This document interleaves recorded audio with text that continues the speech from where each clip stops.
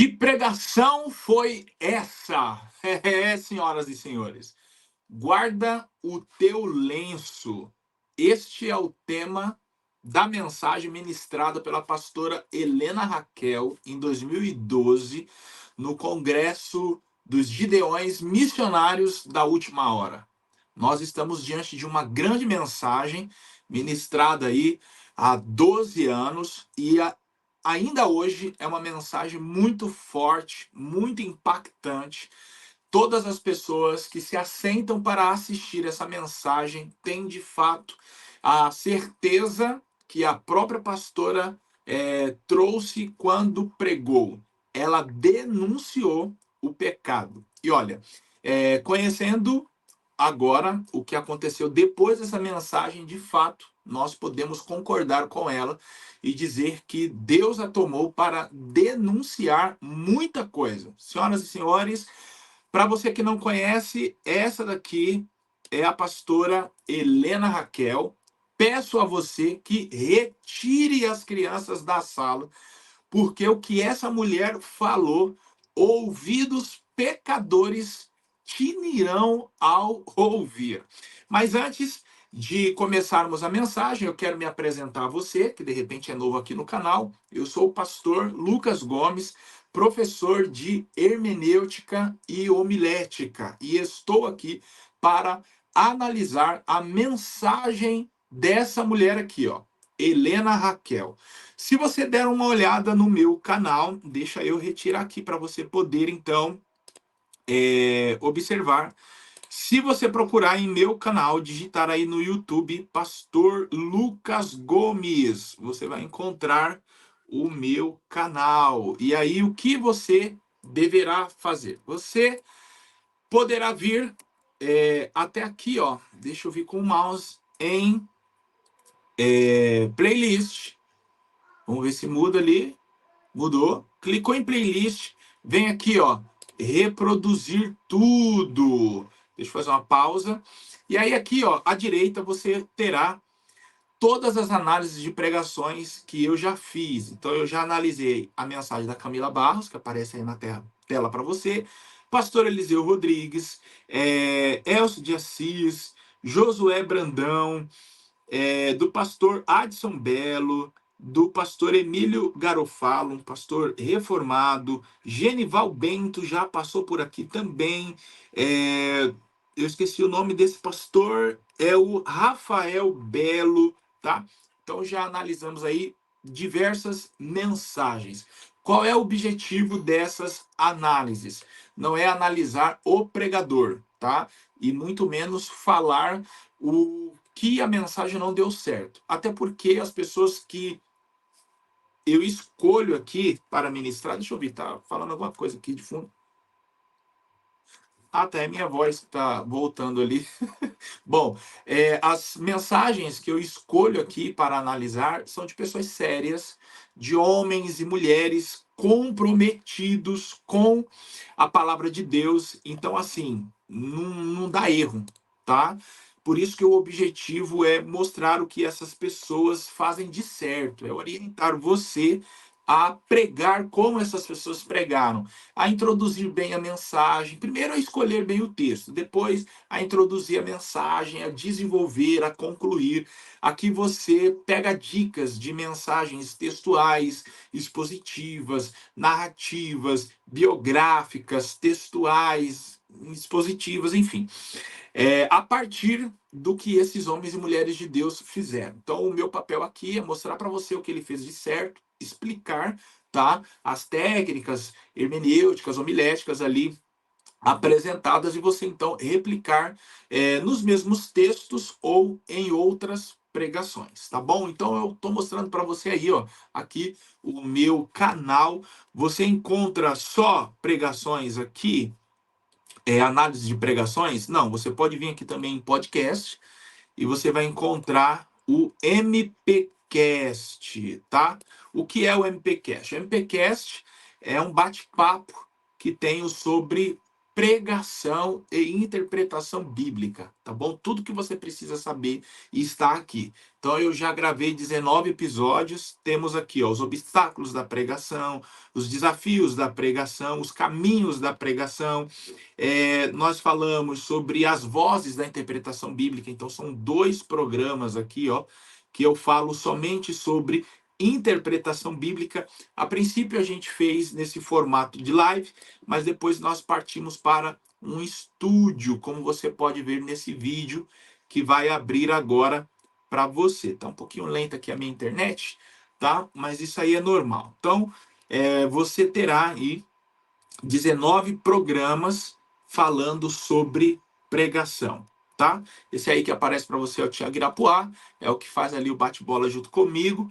Então você tem muito a aprender ao acessar aí no YouTube o canal do Pastor Lucas Gomes. Se você quiser ser mais específico, é só você colocar aqui na internet, ó, que pregação foi essa, tá? Digitou, vai aparecer para você no Google, tá? Olha só. Aqui, em segundo lugar na pesquisa, já aparece a análise que fiz da mensagem do pastor Eliseu Rodrigues. Se você rolar para baixo, você vai encontrar as outras análises que eu fiz, tá bom? Então explora aí, é tudo seu. Eu quero que você aproveite. Agora vamos então à Capítulo de número mensagem. 38, quem já Opa, encontrou, ela já diga. quer pregar. Vamos então à mensagem da Helena Raquel. Voltando, não estou aqui para analisar a postura dela, certo? Mas eu estou aqui para analisar a mensagem. Eu entendo que não existem grandes pregadores ou pregadoras. O que nós temos são grandes mensagens. Então, o que fizemos aqui foi selecionar uma grande mensagem. Como eu disse, uma impactante mensagem. E eu volto a dizer, tire as crianças da sala, porque o ouvido dos pecadores retinirão. Ela fez a leitura em Gênesis, capítulo 38. A pregação se dá sobre a vida de um personagem chamado Judá. A história é muito conhecida, no entanto, as aplicações que ela faz no decorrer da mensagem são muito assim pontuais e eu diria que análises particulares, porque de fato Deus deu para ela uma mensagem para aquele tempo e para todos os tempos. Porque ao ouvir a mensagem agora, 12 anos depois, a sensação que tenho é que ela está ainda denunciando, através do texto, os problemas dos nossos dias. Então veja você como a mensagem de Deus ela é atual. Eu nunca ouvi uma mensagem da pastora Helena Raquel. Essa aqui foi a primeira vez, tá? Mas eu me lembro como hoje, quando essa mensagem foi ministrada nos Gideões. Por quê? Eu ainda acompanhava um pouco, tá? Não como lá em 99, 2000, 2001 e tal, no princípio dos anos 2000, mas eu ainda acompanhava um pouquinho. E sempre conheci pessoas que acompanham os Gideões Missionários e falaram muito dessa mensagem. Então, assim, eu te faço um convite, após assistir a análise, que aqui farei, acessar no YouTube, Pastor Helena Raquel, cuidado com o teu lenço, para você assistir a mensagem completa, porque aqui nós não assistiremos a mensagem completa. Nós veremos alguns pontos que eu selecionei para você, tá? Mais uma vez, com o objetivo de te apresentar a construção da mensagem. Você vai aprender com a pastora Helena Raquel a introduzir, a desenvolver e a concluir a mensagem. Isso eu já faço na sala de aula com os meus alunos, quando leciono hermenêutica e homilética, e faço eles, então, montarem o seu próprio esboço e realizar uma exposição ali de 10, 15 minutos, para que eu possa, então, analisá-la, tá?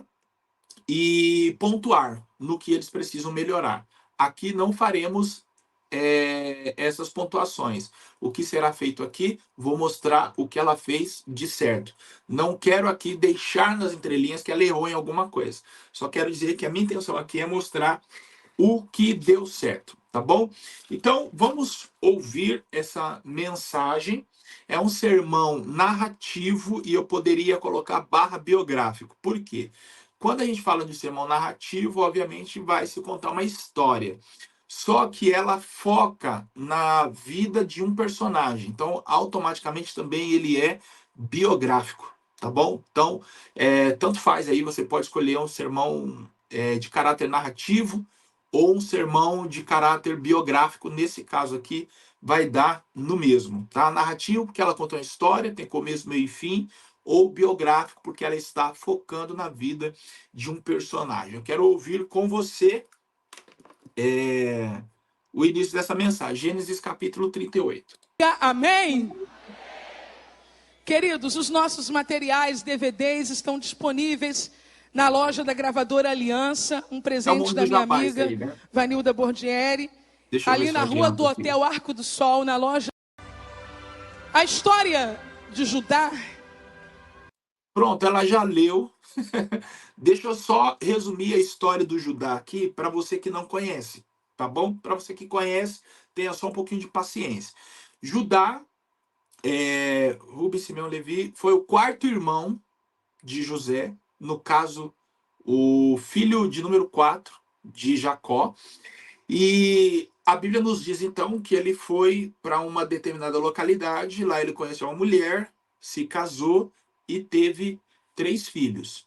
Quando esses meninos chegaram na idade de casamento, o mais velho se casou com uma mulher chamada Tamar, só que esse mais velho morreu. Nós vamos ver aí a Helena Raquel falando os motivos. Foi um homem que não agradou ao Senhor, então Deus o matou. Aí o segundo, cumprindo a lei do levirato, que vocês também vão ouvir ela falar, foi obrigado a se casar com ela. E aí a Bíblia nos diz que ele então fez algo que não agradou a Deus e o Senhor também o matou. E aí sobrou o terceiro. O pai dos meninos, que era Judá, ficou preocupado. Poxa, eu não vou dar o meu terceiro filho e vai que ele morre também. Tamar já se casou com 2 e os 2 morreram. Então ele não dá esse terceiro filho em casamento a Tamar. Ele está quebrando um princípio da época que dizia o quê? Que se o filho, se o homem morreu sem deixar herdeiros, o seu parente mais próximo, nesse caso aqui o seu irmão, deveria se casar com a viúva e o primeiro filho que nascesse então seria do falecido, ou seja, para dar sequência à descendência, para dar sequência ao nome do falecido. Era a famosa lei do levirato, tá bom? Então, o primeiro morreu sem deixar herdeiros, o segundo teve que se casar. Morreu também porque esse, de maneira intencional, não quis ter filhos com a viúva, porque seria do falecido. Deus foi lá e matou ele. Aí, então, obrigatoriamente, Judá tinha que dar o terceiro filho. Mas ele não quis dar. E aí, Tamar, com toda a sua sagacidade, se assim eu posso dizer, conseguiu se disfarçar de prostituta, ter uma noite ali de prazer com o seu sogro, não sabendo ele quem era ela, pois ele julgava ser uma prostituta, e aí ela engravidou. E o que aconteceu então? Quando se descobriu a gravidez, ele foi convocado para poder dar a sentença, julgar, porque nesse caso ela teria adulterado, uma vez que ela estava prometida em casamento para o filho mais novo. E aí, quando iam para matá-la, a mulher então deu as provas é, de identificação do homem que ela havia se deitado, que ela havia aí, teoricamente traído o filho mais novo do Judá. E aí, na hora do vamos ver, ela entregou ali o lenço, o bordão, o cajado do homem, que ela ficou como garantia, porque ele na hora não teve como pagar o relacionamento sexual. E aí se descobriu então que o homem que havia se deitado com ela não era qualquer um outro homem, senão o próprio sogro dela. E aí ele não pôde fazer nada contra ela, matar ela, senão então se casar com ela. Então essa é a história. Para você que não conhece, ela já fez a leitura e foi uma leitura bem breve, é algo que eu quero pontuar aqui. Veja que o sermão é narrativo, biográfico, no entanto, não precisa você ler o capítulo inteiro. Por quê? O pregador ele trabalha com o tempo. Aqui ela teve um bom tempo de mensagem, ela pregou mais de 1 hora, tá? Se eu me lembro bem aqui, o sermão durou algo em torno aí de 1 hora e 20. Ela poderia ter lido o capítulo todo se ela quisesse, mas nem todo pregador recebe esse tempo todo. Então, como a gente trabalha com o tempo, em média aí você receberia uns 40 minutos para pregar, a depender do culto, 30 minutos, tá? E da boa vontade de quem está dirigindo o culto, talvez 1 hora. Então, seja breve, leia a porção bíblica que você acredita que já esclarece um pouco ali já esclarece um pouquinho ali as pessoas acerca do que você vai ler. Então eu sempre digo aqui no quadro que pregação foi essa, que é muito importante o momento da leitura. Por quê? Ele introduz as pessoas à mensagem. Então, opa, eu entendi o que ele leu, já sei sobre o que ele vai pregar. Aí a pessoa vai para o segundo estágio mais importante da pregação depois da leitura, que é o quê? A introdução. Se ela não for bem feita, as pessoas não compreenderão o desenvolvimento do sermão.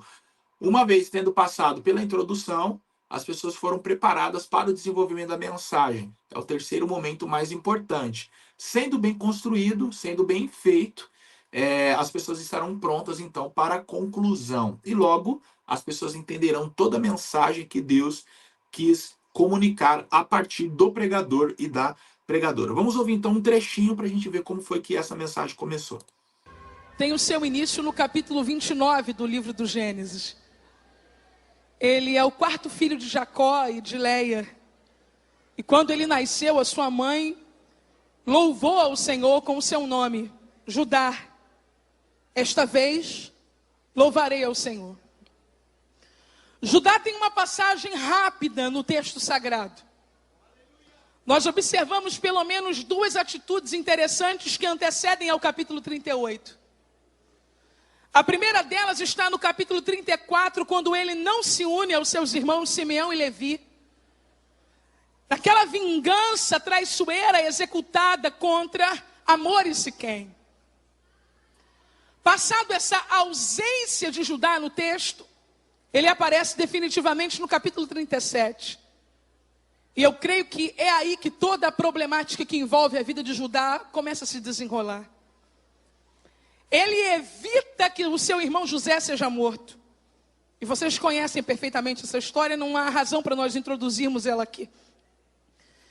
E ele, evitando a morte de José, ele aparece no texto como um tipo de pacificador. Mas na verdade é possível que a partir dali, embora ele tenha evitado o pior, ele passe a ser atormentado por um sentimento de culpa, de vergonha, diante do pai e da farsa montada pelos seus irmãos, que tentavam convencer Jacó da morte de José. O capítulo 38 cai no texto, no meio de uma história rica, romântica, dramática, recheada de sonhos, revelações, visões, promessas. Do nada cai a história de Judá. Algumas pessoas discutem dizendo, não, a Bíblia não está em ordem cronológica. A história de Judá não aconteceu aqui. Ok. Mas só há pelo menos um motivo para justificar que essa passagem esteja aqui. Ela quer fazer um contraste entre a vida de José. Enquanto José é levado ao Egito. Entenda. Judá desce para a capital de Canaã. Enquanto José está sendo levado para um lugar que ele não gostaria de ir, mas envolvido em um plano divino, Judá está descendo do lugar que ele deveria estar para caminhar em direção ao seu próprio plano, fugindo de um plano divino. Existem coisas aqui nesta noite acontecendo simultaneamente. Tem gente aqui sendo levada e tem gente aqui descendo porque quer. Tem gente aqui sendo provada porque não tem outro jeito, tem que passar. E tem gente sozinho dizendo, eu vou procurar um jeito de sofrer, porque eu não quero viver aonde eu estou vivendo. Enquanto tem um José arrastado para o Egito, tem um Judá que decide se hospedar na casa de um adulamita, decide sair de perto dos seus irmãos, sair de perto do seu pai, sair de perto da sua família. Ora, você talvez não saiba disso, mas está aqui nesta noite para saber, o irmão que está ao seu lado aí assentado, ele é um muro protetor em sua volta. E quando você se afasta dessa comunhão, quando você se afasta dessa graça, você está mais suscetível às quedas, você está mais vulnerável aos ataques do inimigo. Sabe por que nesta noite Satanás não pode te tocar? Não é só porque tem um anjo do teu lado, mas é porque tem um crente do teu lado, e esse crente é muro de fogo ao teu redor. Bom, algumas coisas eu quero pontuar aqui que já podemos perceber no princípio dessa mensagem. Eu falei para você que se trata de um sermão narrativo e ela está focando na vida de um personagem, então é uma mensagem também biográfica, e aí a gente fica entre os dois tipos de sermões, narrativo ou biográfico, tá? No entanto, a construção se dá da mesma forma, porque exige uma narrativa, e toda narrativa deve ter começo, meio e fim, e ela procurou começar de uma maneira muito interessante, já que ela não vai descrever um evento, uma batalha, uma catástrofe, mas ela vai descrever a história de um personagem, ela procurou, nesse momento de introdução, explicar aos seus ouvintes quem era Judá. Porque assim, o pregador, ele não pode partir do princípio que todos que ali estão sabem tudo sobre o texto bíblico. Então ele tem que ser didático, ele tem que ser específico, e mesmo que ali houvessem muitas pessoas que conhecessem o Judá, seria interessante ele começar dessa forma, porque se trata de uma narrativa. E quando a gente fala de alguém, é muito importante nós falarmos tudo que sabemos sobre essa pessoa. Até porque, por mais que os que ali estivessem conhecessem tudo sobre o Judá, elas gostariam de conhecer o Judá agora na ótica do pregador, na ótica da pregadora. Então, assim, eu sei quem é o Judá, mas de acordo à minha percepção, agora eu quero conhecer o Judá a partir da sua análise. Então, veja que é muito importante essa apresentação que ela realizou no início. E como ela fez? Ela explicou quem foi o Judá, de quem era filho, falou o significado do seu nome. Então veja que três informações importantíssimas foram aqui dadas nesse ponto da apresentação, tá? Então, pregador, pregadora, coloque a sua atenção sobre isso. Todas as vezes que você for falar de um personagem, não somente comece a história, mas procure apresentá-lo, tá bom? Porque assim você está apresentando o contexto, tá? Você está levando o ouvinte para o ambiente do texto. E aí, no caso, ele começa a visualizar em sua mente o Judá. Mais ou menos aí perto do minuto 8, ela falou sobre a razão da história de Judá estar em meio à história de José. Se você já leu o livro do Gênesis, você pode perceber que Moisés, ao escrever, começa no capítulo 37 a falar da história do José. O Moisés vem numa narrativa falando sobre o Jacó e a sua família, o nascimento dos filhos, e aí quando chega no capítulo 37, ele começa a ser mais específico, a dar atenção sobre a vida de um dos filhos do Jacó, que foi José. Quando termina o capítulo 37, nós temos então a narrativa sendo concluída com a venda de José para os ismaelitas, e esse sendo então depois vendido por essa caravana de ismaelitas no Egito. Começa o capítulo 38. E aí, nós, enquanto leitores curiosos, já imaginamos que o capítulo 38 vai começar com a continuidade do 37, o José agora no Egito. Mas não. Moisés deixa para voltar a falar do José lá no capítulo 39. O 38 ele faz uma pausa, ele abre um parênteses, tá? Enorme, para trazer a história do Judá. E a pastora Helena Raquel, então, analisou a razão disso, tá? Será que o Moisés começou a escrever e esqueceu, de repente, retomou a escrita dias depois e esqueceu que tinha terminado com o José indo para o Egito e aí se empolgou, se lembrou alguma coisa de Judá e começou a escrever e só depois ele retomou a história de Judá? Não. Aqui, de acordo com a análise da Helena Raquel, a interrupção na história de José foi proposital. Então, assim, as perguntas que um leitor comum faria, por que ele do nada começou a falar do Judá? A pastora então resolveu responder, tá? Então, na sua visão, ali Deus está nos mostrando, e o Moisés tinha como intenção mostrar o que acontece com uma pessoa quando se afasta dos seus irmãos. E aí ela faz aplicação no que tange a comunhão. Então, quanto mais próximo nós estivermos, tá? Mais fortes e menos quedas eu terei, porque você terá condições de me ajudar.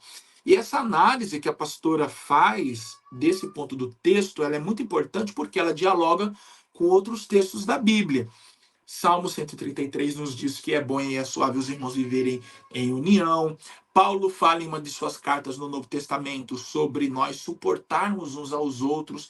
E aí nós temos uma brilhante mensagem também do pastor Elias Torralbo, em que ele nos explica o que é suportar uns aos outros. Não é você engolir a seco, né? Aguentar ali, ser obrigado a aguentar alguém. Não, suportar é servir de suporte, é dar o ombro. Então veja que a análise que ela fez está perfeitamente de acordo com outras partes da Bíblia Sagrada.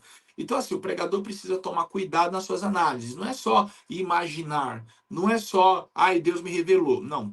Tudo aquilo que você aplicar na vida das pessoas tem também que estar de acordo com outros pontos da Bíblia Sagrada.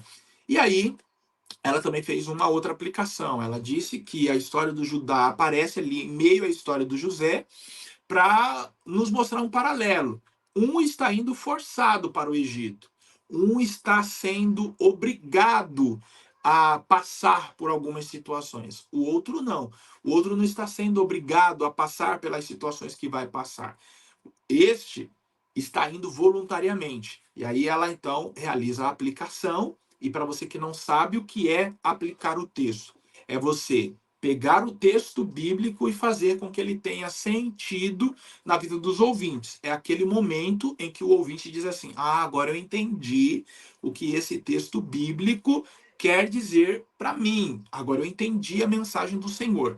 Porque senão, se ela não fizesse isso, ela ficaria então presa em um texto que foi escrito há mais de 3.000 anos atrás, aí ou quase 3.000 anos, e as pessoas terminariam a mensagem dizendo assim: tá, ok, eu conheço tudo sobre Judá, entendi tudo sobre a sua vida, mas e a minha? Então o pregador ele precisa ter em mente que a mensagem ela deve dar um norte para o ouvinte, tá? Ainda esse final de semana eu preguei numa igreja, na verdade foi na sexta-feira. Eu preguei numa igreja e aí eu vendendo ali os meus livros, alguém chegou e perguntou assim: Lucas, esse seu livro, esse daqui, ó, vai mesmo me ajudar a interpretar a Bíblia, a ler e entender a Bíblia? Aí um amigo que estava ao lado já interrompeu antes que eu respondesse e disse assim para ele: olha, o objetivo da Bíblia ou da leitura bíblica não é a gente se dirigir a ela com o fim da interpretação. A gente precisa se dirigir à leitura bíblica com fins práticos. Então, a primeira questão aqui é a seguinte: o que esse texto diz para mim? Depois eu me preocupo em dizer o que ele significa para outros. Então, veja você que o pregador ele precisa entender que as pessoas se dirigem à igreja com esse sentimento. O que Deus vai falar comigo? Então, depois que o pregador foi visitado por Deus através do texto, agora ele precisa assumir essa responsabilidade, que é orientar as pessoas. Então, é justamente por isso que ela passou todo o sermão, e aí o sermão narrativo permite muito dessas aplicações, e na verdade, uma das características do sermão narrativo é justamente essa, as muitas aplicações, porque se você somente narra a história, você fica muito preso ao passado, tá? E aí a pregação perde o seu objetivo, que é o quê? Orientar, que é forçar a pessoa a tomar algumas decisões após a sua conclusão. Então, é necessário você pegar ali o momento em que você tem que aplicar. Então, digamos, você já passou ali 3 minutos, 4 minutos narrando a história. Se preocupe em realizar aplicações para você não ficar muito preso no passado, essa mensagem perder, os ouvintes perderem o interesse pela mensagem e se dispersarem. Então, a pastora Helena Raquel, ela fez isso de uma forma maestral. Ela traz a narrativa e já aplica. Ela traz a narrativa e já joga para a vida das pessoas. Ela traz a narrativa e já mostra o que Deus está exigindo a partir daquela história dos seus ouvintes. Vamos passar para um outro ponto aqui muito legal, que eu quero mostrar para vocês, eu falei sobre a lei do levirato para vocês, né? Para quem não conhece e para quem aqui ouviu e não se recorda, a lei do levirato era uma lei que exigia o seguinte. Deixa eu tirar. Ah, não, dá para adiantar. Dá para adiantar sem dar play. Pronto, esse momento tá legal. Olha só, a lei do levirato era uma lei que exigia dos parentes mais próximos que se casassem com a viúva. Em qual ocasião? Quando o falecido não deixou herdeiros. Então eles ficaram um período casados e aí o homem morreu e não deixou herdeiros. Como essa questão da herança, ela era muito importante, deveria ficar na família e também essa questão do nome era muito forte entre o povo da época, esse parente então mais próximo, ele se casava, ele poderia ter quantos filhos ele quisesse com a viúva, mas o primeiro receberia o nome do falecido, na intenção então de que fosse criada ali uma família, né, uma geração para aquele que morreu e não teve o tempo de formar a sua própria geração. Deu para entender? Então aqui ela vai nos trazer a explicação muito importante. Eu quero que você ouça. Depois eu paro e dou uma pincelada no que ela trouxe aqui. Do levirato, que antecede a promulgação da lei mosaica, essa moça Tamar agora ela deveria casar com um irmão do meio.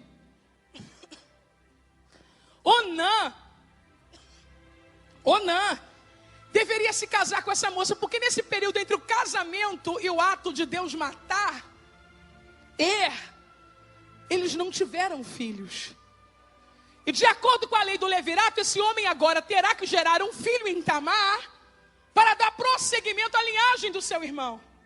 Então ele vai se casar com Tamar, ele vai gerar um filho com Tamar, mas esse filho não será de Tamar.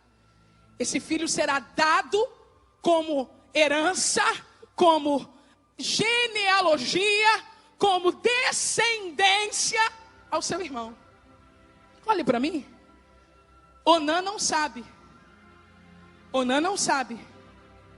Onã não sabe. Onã não sabe. Mas ele está com a oportunidade na mão, de fazer parte da linhagem dos ascendentes de Cristo. Onã não sabe, mas se ele gerar um filho com Tamar, ele vai entrar agora na árvore genealógica de Cristo.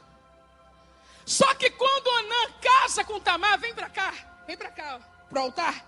Quando ele casa com Tamar, ele pensa assim: eu não vou querer filhos com ela não. Sabe por que eu não vou querer filhos com ela? Porque os filhos não vão ser meus. O filho que eu gerar com ela não vai levar o meu nome. Então quando ele coabitava com ela, ele jogava o sêmen na terra, porque ele não queria dar a força dele para gerar alguma coisa que não levasse o nome dele. Presta atenção nisso aqui. Presta atenção nisso. Ele tem a oportunidade de entrar na história, mas não vai entrar porque o pensamento é egoísta. Se não leva o meu nome, não leva a minha força. Se não leva o meu nome, não leva o meu dinheiro. Se não vai aparecer meu nome, eu não me dedico. Se não vai aparecer o meu nome, eu não puxo cadeira. Se não vai aparecer meu nome, eu não trabalho como voluntário. Se não vai aparecer meu nome, não conta comigo na cantina. Se não vai aparecer meu nome, eu vou ficar sentado igual um pedaço de pau, porque eu não estou aqui para dar minha força. Pega na mão desse crente que está do teu lado aí. Alguma coisa aconteceu aqui que o áudio parou. Deixa eu ver. Voltou. Pega na mão dele. Fala para ele: não te preocupe em levar nome. Abraça a tua oportunidade. Eu vou repetir: não se preocupe em levar nome. Abraça a tua oportunidade. Eu vou repetir: não se preocupe em levar nome. Abraça a tua oportunidade. Eu vou pregar para a igreja igreja agora, eu vou pregar para crente agora, porque o congresso vai acabar e você vai voltar, e teu pastor não te aguenta mais escorado, encostado. Te envolva no trabalho, o teu nome não aparece mais ao memorial de Deus. Bom, já deu para sentir a pressão aí, né? Ela mesma falou que foi nesse dia para denunciar e já estava aí há 7 meses com esse rolo guardado. Então, imagina, irmão, uma mensagem que Deus dá, você já prega no outro dia, impactante. Imagina uma que está curtindo no óleo há 7 meses. Eu quero pontuar 2 coisas aqui. A primeira é a maneira em que ela nos faz entender que a lei do levirato já existia anteriormente à lei de Moisés. Isso daqui eu achei uma explicação brilhante. Se a mensagem dela acabasse aqui, eu já diria assim que ela tinha um conhecimento bíblico, teológico, profundo. Por quê? Muitos costumes que a lei de Moisés denunciava ou exigia que acontecessem já aparecem no livro do Gênesis. E aí, muitos pregadores se esquecem que a lei de Moisés, ela nos aparece dentro da narrativa bíblica a partir de Êxodo capítulo 19. O que isso quer dizer? Que todos os costumes que nós vimos sendo apoiados ou repreendidos por Deus, do capítulo 1 do Gênesis até o 18 do Êxodo, e o último versículo, não estão enquadrados como exigências da lei mosaica, tá?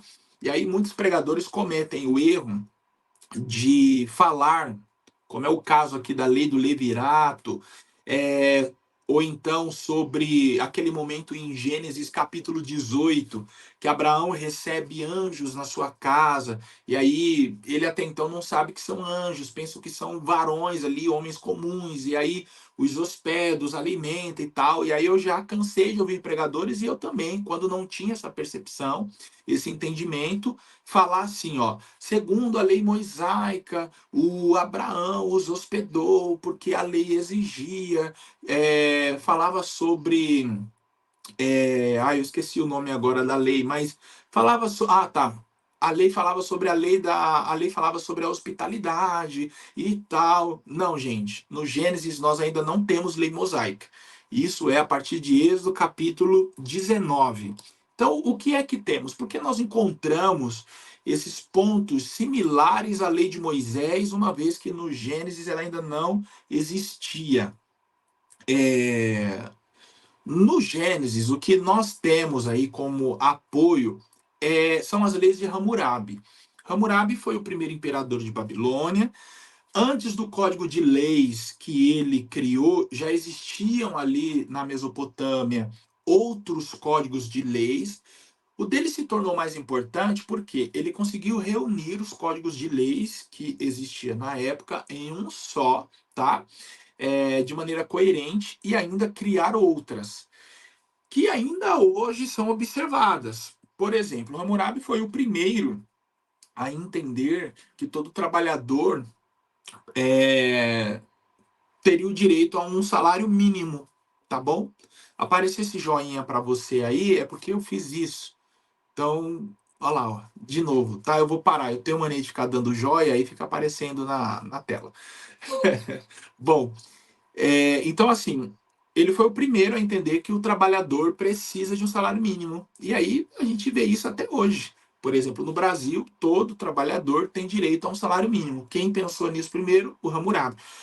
A lei do talião, ou a lei do tal qual, ou para ser mais específico, como aparece na lei de Moisés, a lei dente por dente, olho por olho, foi criada por Hammurabi. Hammurabi, ele entendia que se um paciente morresse em uma cirurgia e o erro fosse médico, o médico deveria morrer, assim como o paciente morreu. Então, assim, a lei do tal qual, ou do talião, ou dente por dente, olho por olho, ela deveria ser entendida de que maneira? O dano que eu causar, eu irei sofrer. Tá? Então, na lei do a lei do levirato já era observada na Mesopotâmia, certo? E muito provavelmente era um dos códigos da lei de Hammurabi. Então, a pastora Helena Raquel explicou a lei no Gênesis e fez questão de nos fazer entender que não tinha nada a ver com a lei de Moisés, no que tangia.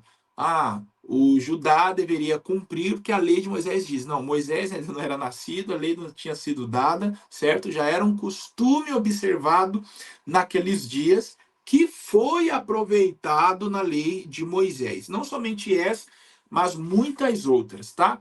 Então quer dizer que o Hammurabi ajudou a criar o código de leis que Deus entregou para Israel. Não, não. Todas as leis têm o seu princípio em Deus. Nós não podemos nos esquecer que mesmo antes de uma lei escrita, o homem já tinha a lei escrita na tábua do seu coração. Outro ponto aqui que eu quero destacar é sobre o que ela falou do privilégio que o Onã teria. Onã é o segundo filho do Judá, então ele teve 3 filhos, eu não falei o nome deles antes, né? O primeiro filho de Judá foi o Er, o segundo o Onã e o terceiro o Selá. Então o Er morreu sem deixar descendente, como ela mesma explicou, o Onã deveria se casar para dar sequência à descendência. Só que ele foi vaidoso, egoísta, falou assim: poxa, eu não vou dar minha força naquilo que não vai levar meu nome. Veja que ela interpretou de uma forma muito legal, né? Porque o texto não diz isso, mas nos conduz a esse entendimento. Diz que ele não quis ter filhos com a Tamar, jogava o sêmen na terra, porque não seria descendente dele. Então ela aplicou de uma forma muito legal, né? E aí trouxe, e aí apanhou todo mundo, que estava no púlpito, na nave da igreja, até as irmãs da cantina levou pancada, né? Tipo, não quero trabalhar na cantina porque se não vão me agradecer no final, então não aparece meu nome, eu não deixo minha força. Só que ela trouxe uma explicação muito legal, qual? Que o Onan não sabia que se ele tivesse um filho com Tamar, ele ia entrar na genealogia do Cristo. E olha que coisa legal. Por quê? Nós sabemos que Jesus, ele descendeu da tribo de Judá. E é esse o Judá aqui que a gente está falando desde o início. E o Judá teve 3 filhos. Então, se o Er tivesse tido filhos, por ele ser o primogênito, Cristo viria da descendência dele, certo? Como ele morreu sem dar filhos a Tamar, o Onan, ao ter o primeiro filho com ela, claro, seria do Er, que morreu. No entanto, ele estaria ali, o filho saiu dele, certo? E ele também estaria na genealogia do Cristo. Então, no momento em que ele rejeita ter um filho com Tamar, espiritualmente falando, é como se ele estivesse rejeitando participar do maior privilégio que qualquer homem poderia ter, que era entrar na genealogia do Cristo. Então é por isso que Deus o matou, porque parece que existe uma conspiração espiritual aí contra o nascimento de Jesus, tá? Porque veja, se o Onã também morreu sem deixar filhos, agora era a vez do Selá. E aí o Judá se recusando a dar o Selá como filho para Tamar, cumprindo as exigências, como marido a Tamar, cumprindo as exigências da lei do levirato, quem seria o descendente de Judá? Quem daria sequência à linhagem de Judá? Ninguém. E aí a linhagem do Cristo seria interrompida. Então veja que muitas das nossas decisões atuais, elas refletem no futuro, elas refletem na eternidade. Vamos avançar um pouquinho, que eu quero mostrar para vocês aqui outro ponto bem interessante. Quando na narrativa ela faz um ponto de conexão da história de Judá com a história de Sansão. E é muito legal isso. É muito legal. Deixa eu ver aqui. É 28. Deixa aqui 28 e 28, vai. De celebração entre os criadores de ovelhas e de rebanhos. E alguém avisa Tamar. Porque nós somos muito mais vigiados do que possamos imaginar. Tamar! Seu sogro foi para Tímina. Aí, ó. Lá onde Sansão futuramente também vai passar. Porque existem pessoas que têm essa capacidade incrível de refazer caminhos de desgraça. É época de festejar pelo rebanho, tosquiar as ovelhas. Estou cansado de esperar. Bom, tá falhando um pouco, né? Vamos ver. Bom, voltamos. Então, deu uma travada, mas ela falou sobre Timna, que o Judá desceu para Timna, e aí ela nos traz o entendimento de que Sansão também desceu para Timna. E assim como Judá errou em descer para Timna, Sansão também errou em descer para o mesmo lugar. E aí ela aplica dizendo que existem pessoas com a capacidade de refazer um caminho de desgraça. Então, assim, ela demonstrou aqui ter um conhecimento bíblico, porque um leitor comum, ao ler essa história, talvez não se lembraria do Sansão. Então, ela não só se lembrou que um outro personagem bíblico passou pelo mesmo lugar, como também cometeu uma atitude errada em passar por aquele lugar. E aí ela aplicou dessa forma. Se o Judá já tinha passado por ali errado, não era para o Sansão refazer aquele caminho, mas existem pessoas com essa capacidade de refazer caminhos de desgraça, ou seja, o fato de ir conduziu ambos a erros aí que refletiram em suas vidas espirituais. Agora eu quero mostrar para você aqui ela fez muitas vezes isso na mensagem. E eu quero colocar aqui uma das vezes que ela fez. Presta atenção. A interpretação para essas duas fontes é lugar aberto. Por isso que eu fico arrepiada quando alguém me diz está aberto, abriu, abriram. Porque nesses lugares coisas desse nível estão fadadas a acontecer. Crente não vive em lugar aberto. Crente vive em caminho estreito.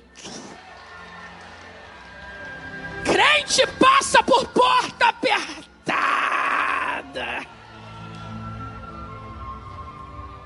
Agora vem comigo. Vamos parar aqui, ó. O que ela fez muitas vezes durante essa mensagem? Ela pegou o significado de nomes e lugares e, a partir daí, realizou aplicações. Então, um dos lugares que o Judá e a Tamar chegaram ali eram entre duas fontes. E aí ela pegou o nome das fontes e trouxe o significado, lugar aberto. E aí, a partir daí, ela fez a aplicação que vocês viram aqui. Então é muito legal isso, porque nem todas as narrativas bíblicas nos oferecem suporte para aplicações coerentes, tá? Então, quando isso acontecer, fique atento com os nomes que a Bíblia dá. Nomes de lugares, nomes de personagens, porque aí você pode, de repente, pegar o significado desses lugares, o significado desses nomes e realizar uma aplicação. Eu vou te dar um outro exemplo aqui, talvez mais claro. No período da divisão do reino de Israel, entre norte e sul, o Roboão, filho de Salomão, que passou a reinar, resolveu convocar a reunião para ele dar resposta se aliviaria a cobrança de impostos que começou a ser cobrada lá nos dias de Salomão de uma maneira muito pesada em um lugar chamado Siquém. Se eu não estiver enganado, foi também onde ele foi coroado rei. E aí eu vi uma vez um pregador trazendo o significado do nome Siquém, que é ombro, responsabilidade, força, para aquela mensagem. Então ele aplicou como? Ao invés dele ser consagrado em um outro lugar, com um significado de nome talvez mais brando, ele preferiu ser consagrado em um lugar onde o significado do nome era força, ombro, responsabilidade. Então, ali já dando indicativas de que seu reinado não seria um reinado frouxo, mas um reinado firme, tá? Então, você pode fazer isso também nas suas pregações. A Helena Raquel trata um assunto muito delicado aqui nessa mensagem, tá? O texto permite ela fazer isso. E eu vou colocar no final, ela fala como que uma pessoa deve tratar com um pregador quando o convida para pregar. Isso daqui foi demais, tá? Mas eu vou adiantar, vou deixar isso para o final, para você ficar curioso, obviamente, tá bom? E eu vou adiantar para o momento em que ela explica a razão de Tamar ter solicitado algumas coisas do Judá. Porque assim, ó, voltando na história, tá? Para você que não leu ainda, o Judá desceu a Tina, e aí quando a Tamar ficou sabendo que o sogro dela ia passar por lá, ela pegou e falou assim, meu, eu vou me disfarçar de prostituta e vou aguardar ele passar por lá. Porque assim, ela estava ali em uma atitude desesperada em dar sequência à genealogia do marido dela que morreu lá atrás. Então, como o Judá se recusou em dar para ela o terceiro filho em casamento, obedecendo à lei do levirato, ela falou assim, poxa, eu vou dar meus pulos. Então, eu vou me deitar com ele, mas ele não pode saber que sou eu. Então, por isso que ela se disfarçou de prostituta, para que a nossa genealogia aí dê sequência, tá? A genealogia do Er. E aí, depois daquele momento de prazer que os dois tiveram, o Judá não tinha como pagar, e aí ele falou: olha, eu vou em casa e mando aí meu servo pagar você. Aí ela falou assim: eu preciso de algumas garantias. E aí ele falou: então o que você quer de garantia? Aí ela pediu do Judá o seu lenço, o seu bordão e o seu cajado. E aí a Helena Raquel nos traz a explicação do porquê ela quis essas coisas. Você está dizendo que vai mandar um cabrito para mim? Mas eu quero uma prova. Que penhor você vai me dar? Judá olha para ela, que penhor que eu te darei? A carne, ó, pulando. Porque quando a carne quer, ela pula. O que você quer? Ela olha ele de cima a baixo e vai destituí-lo. De cima a baixo. Eu quero o teu selo. Eu quero o teu lenço. E eu quero o teu cajado. Essa hora, Judá tem tudo para perceber a trama. Tudo! Porque ela só está pedindo sinais evidentes de identificação. Tem tudo para correr. Ó, esses sinais que estão sendo emitidos é tudo para você correr. Só que a paixão, né, pastor? Os pastores estão aqui, aconselham há anos. Olha aí. Então, assim, nesse momento, ela trouxe a explicação do porquê a Tamar exigiu o bordão, lenço e o cajado. Eram itens de identificação. E aí, a partir daqui, ela vai explicar, de acordo com a cultura da época, o porquê as pessoas usavam lenço, como era e em quais ocasiões eram usados os selos, também o cajado. Então, ela vai investir aí algo em torno de 20 minutos, tá? Então ela foi bem profundo mesmo na explicação. Então é aquilo que eu falei a vocês. Observarem os elementos da história para pesquisar sobre a época, para entendê-los na história que está sendo contada, para a partir daí você realizar aplicações, tá? Então, a Tamar foi em busca de provas da identificação do homem que ela passou a noite, porque ela sabia que quando ela aparecesse grávida, ela seria acusada de adultério. Então, ela teria como provar quem era a pessoa que se deitou com ela. Então, a aplicação que a Helena Raquel faz aqui, trocando em miúdos, é o quê? Que o diabo, ele então tenta nos ferir na nossa essência, naquilo que somos, tá? Na nossa identidade. E aí, eu disse a você que a intenção dela, e isso foi dito por ela mesma, era denunciar, tá bom? Denunciar. Deus a orientou para denunciar os pecados a partir do texto. Só que não é só de denúncias que vive um profeta, tá? A profecia bíblica, ela sempre começa com uma denúncia, tá? Aí depois da denúncia, nós temos aí os caminhos para o arrependimento. Então, uma vez que o ouvinte ele é alertado, o seu pecado é denunciado, ele deve ter a partir do profeta, a partir do pregador, os caminhos para o arrependimento e entender que se ele pegar aquele caminho para o arrependimento, no final ele encontrará a bênção de Deus, ele encontrará a restauração espiritual. Porque o que nós vimos por aí são muitos pregadores que do início ao final bate, bate, bate, bate, arrebenta, e aí as pessoas saem desmoralizadas do culto, da pregação, tá? Se sentindo as piores do mundo, mas sem saber o que fazer para aplacar a ira divina. Então, assim, as pessoas não precisam somente saber que Deus está irado com elas por causa dos seus pecados.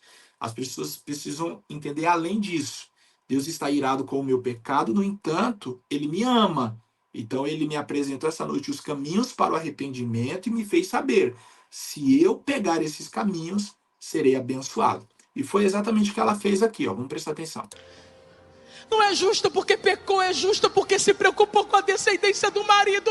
Ninguém vai queimar mais, ela é mais justa do que eu. E agora entra um ponto muito importante para quem perdeu o cajado, para quem perdeu o selo, para quem perdeu o lenço. Olha o que a Bíblia diz.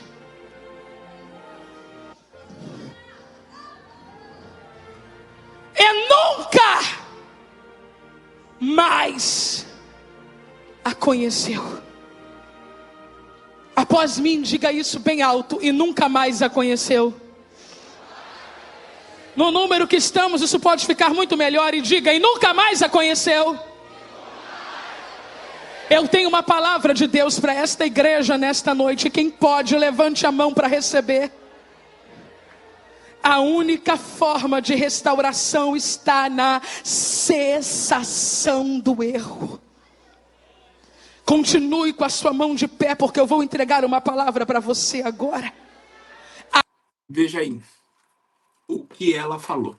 Ela disse que a única forma, a única maneira é cessar o erro. Então, assim, depois daquela ocasião em que o Judá se deitou com Tamar, e aí no momento em que ele tentou acusá-la, e ela então deu as provas de que o homem que ela se relacionou não era outro, senão o seu próprio sogro, o texto nos diz que a partir de então, nunca mais ele a conheceu. Ou seja, ele se deitou com ela. Então, ele entendeu que o seu primeiro relacionamento foi um erro, porque não era ele quem deveria ter se relacionado com ela, mas sim o filho dele. Então, nunca mais ele se deitou com ela. Então, assim, quando ele identificou o erro, ele não insistiu mais no erro. Então, aqui ela nos fez entender que o caminho para a restauração, o caminho para o arrependimento era, então, dar um basta nas atitudes de pecado. Então, veja, ela denunciou, mostrou os caminhos para o arrependimento. E aí, agora, nós vamos ver o que ela nos falou sobre a restauração, e esse aqui será o último ponto da mensagem que nós estamos ouvindo.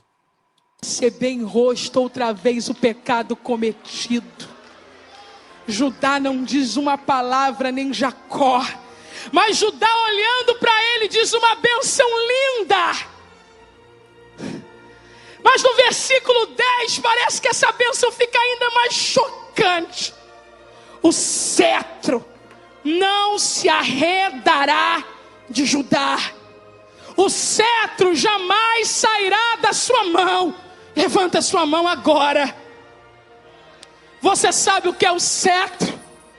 O cetro é o elemento que substituiu o cajado como símbolo de autoridade. Sabe o que Deus está dizendo para ajudar? Um dia você perdeu o teu cajado, mas hoje eu estou te dando um cetro novo na tua mão. Eu tenho uma palavra para entregar agora. Tu serás restaurado. Bom, eu vou terminar aqui para não tirar o brilho da mensagem e o seu desejo de assisti-la. Mas veja, ela denunciou, mostrou os caminhos para o arrependimento, e agora ela mostrou o que está aguardando o pecador, o ouvinte pecador, no final desse caminho de arrependimento. É o que? A restauração. Quando Jacó abençoou seus filhos antes de morrer, lá nos últimos capítulos do livro do Gênesis, ele ao abençoar Judá disse que o cetro não se afastaria de Judá. Então, assim, o que substituiu o bordão foi o cetro. Então, o bordão quem usa é o pastor da ovelha, mas o cetro quem usa é o rei.